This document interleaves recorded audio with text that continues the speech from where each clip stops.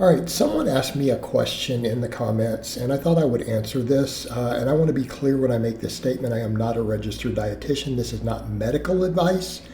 But what I will do is discuss what the standard protocols do seem to be by registered dietitians and the general research and medical doctors who work with people with type 2 diabetes whose goal is to reverse it as much as possible.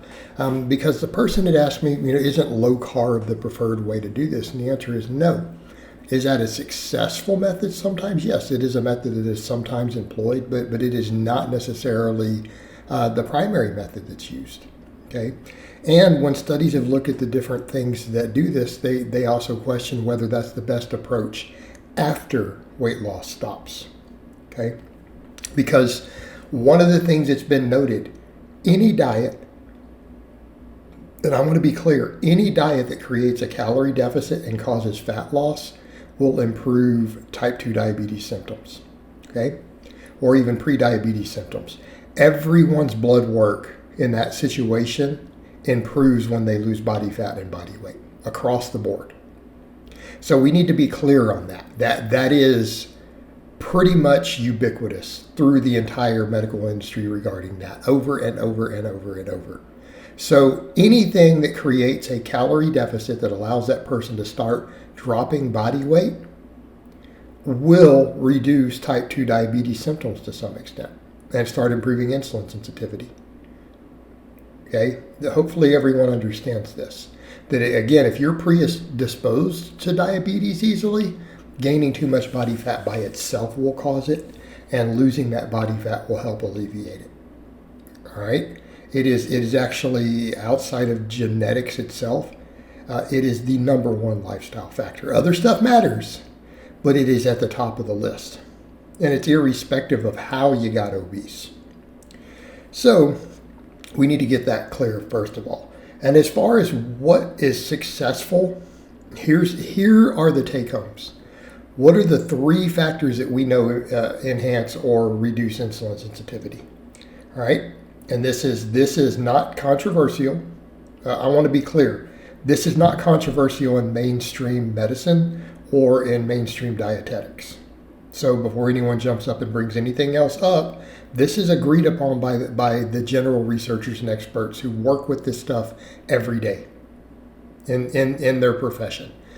Saturated fat, okay, that's way up near the top of the saturated fat intake.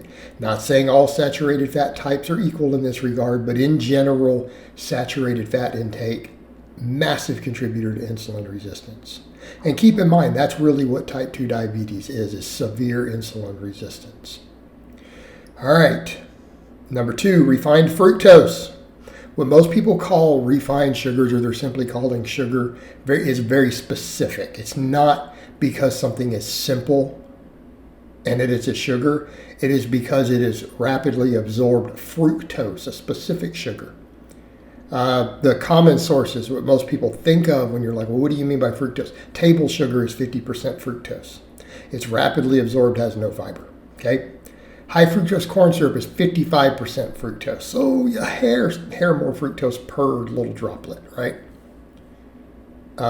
Then things like honey, other sugars and things that have a large amount of fructose. But those are the predominant ones. All right, refined fructose, which again, I've covered whole videos explaining fructose metabolism and why that is. Okay, low fiber intake.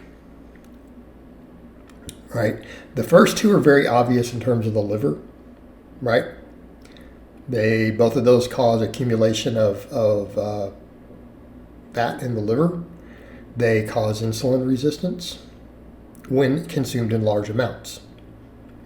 The fiber, because it impacts rates of absorption. So, we think of sugar and everything else, and dietary sugar itself and glucose is not a problem. By itself, it does not cause diabetes.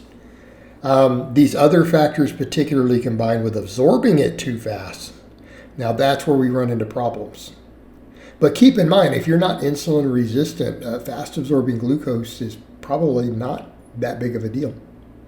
Such as white potatoes, white rice, or whatever with no fiber. But fiber itself slows down absorption, and it mitigates all these things. It also impacts that whole fructose side.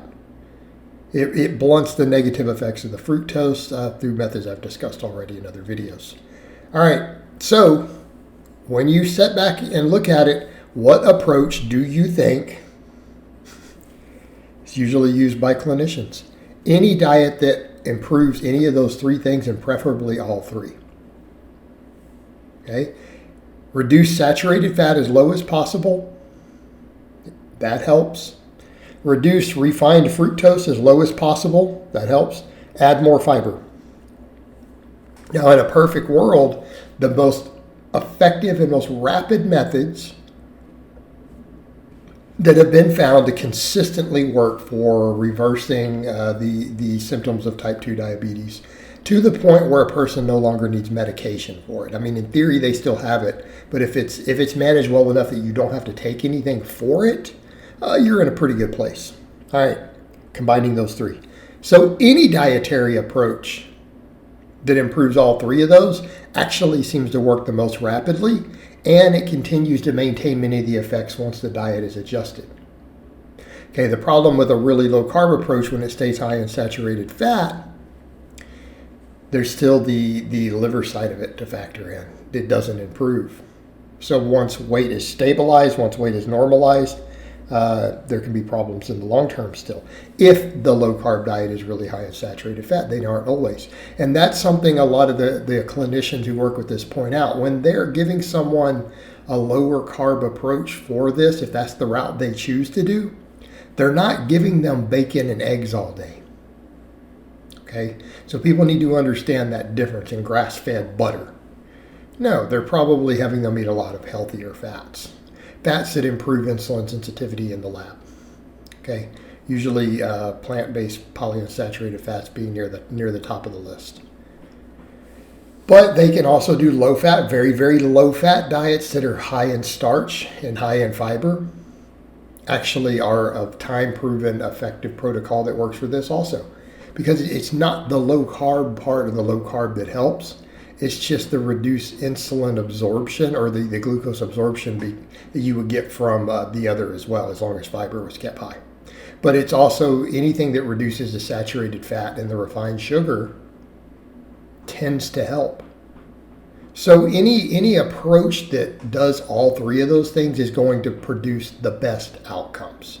And it doesn't matter whether it's higher fat, higher carb, whatever, as long as we're looking at specifically the types of carbs and the types of fats, and we create an environment where body fat is lost through a calorie deficit.